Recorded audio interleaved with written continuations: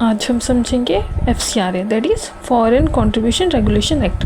तो पहले ये न्यूज़ में क्यों है, क्योंकि अभी गवर्नमेंट ने कहा है कि जितने NGOs हैं, नॉट ओनली NGOs, जितने भी इंस्टीट्यूट्स हैं, एसोसिएशंस हैं, जो भी फॉरेन कंट्रीब्यूशन रिसीव कर रहा, उसको 5 कैटेगरी में अपने प्रोग्राम्स या अपने जोग्राफिक स्कोप ऑफ प्रोग्राम्स को डिफ़ाइन करना पड़ेगा। इसके बारे में विल टॉक अबाउट लेटर। अभी हम पहले FCRA की जेनेसिस के बारे में पढ़ते हैं।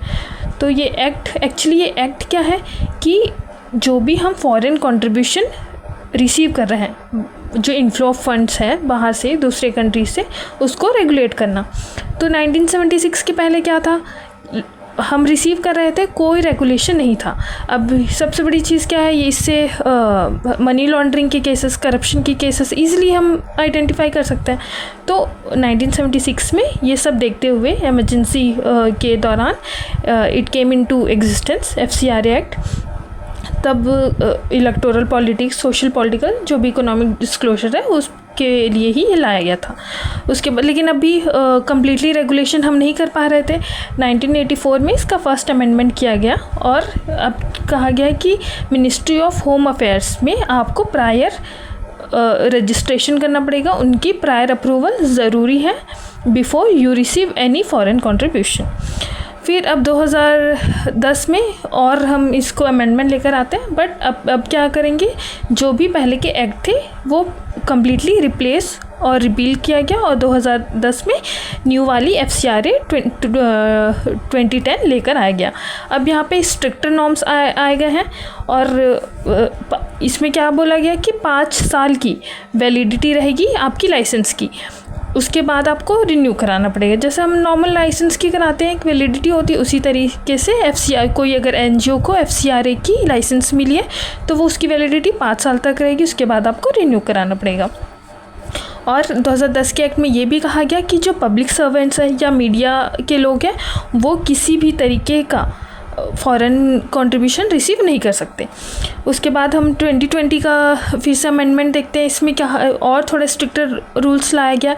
इसमें कहा गया कि आप किसी भी ब्रांच से आपको फॉरेन कंट्रीब्यूशन रिसीव हो रहा है तो वो वैसा नहीं माना जाएगा। उसके लिए हम क्या करना पड़ेगा, अब स्ट्रिक्टली ये कहा गया है कि 2020 में ये कहा गया है कि दिल्ली के SBI ब्रांच, कहीं पे भी SBI ब्रांच से में आपको रजिस्टर करना, वहीं से ही आप फॉरेन कंट्रीब्यूशन रिसीव कर पाएंगे। और जो एडमिनिस्ट्रेटिव एक्सपेंसेस है वो भी लिमिट कर दिया गया। पहले 2010 में it was 50%, in 2022 it was reduce to 20%। और आधार मैंडेटरी किया गया, ये तो आपको पता ही होगा। फिर 2022 में फिर कुछ अमेंडमेंट किया गया। अब कहा गया कि 10 लाख तक आप फ़ंड रिसीव कर सकते हैं विदाउट एनी गवर्नमेंट अप्रूवल। लेकिन 10 लाख के ऊपर अगर आप फ़ंड रिसीव करते हैं तो आपको गवर्नमेंट के अप्रूवल की ज़रूरत रहती है। अगर हम इंडिविजुअल का देखें तो जैसे let's suppose my father is working in abroad, किसी कंट्री में काम कर रहे हैं और एक फाइनेंशियल ईयर में हमको 10 लाख रुपए मिल रहे हैं, वो ट्रांसफ़र कर रहे हैं, तो हमको किसी को बताने की ज़रूरत है क्या? नहीं। But if my family is receiving more than 10 lakh rupees तो विथिन 3 मंथ्स मुझे गवर्नमेंट को एक डिक्लेरेशन देना पड़ेगा, बस कि भाई एक नोटिफिकेशन की तरह कि भाई नोटिफाई करना पड़ेगा कि मुझे मेरी फैमिली को 10 लाख से ऊपर my father has been transferring since this years, और इतने चीज़ें। अब NGOs के लिए भी ऐसा है क्या? वो कुछ चीज़ें अलग है। NGOs का अगर हम बात करें तो 20%, जैसे मैंने बताया 20% एडमिनिस्ट्रेटिव एक्सपेंसेस 2020 में बताया गया है, जबकि वो 2010 में इट वाज 50%। और अगर आप 75% आपको अपने फंड्स, जो आपके पास फंड्स हैं, वो आपको किसी भी तरह यूटिलाइज़ करने के बाद ही भी आप आगे के इंस्टॉलमेंट रिसीव कर सकते हैं। अब ये 2022 के बाद 2026 में अभी ये प्रपोजल्स है, अभी फाइनल आउट नहीं हुआ है।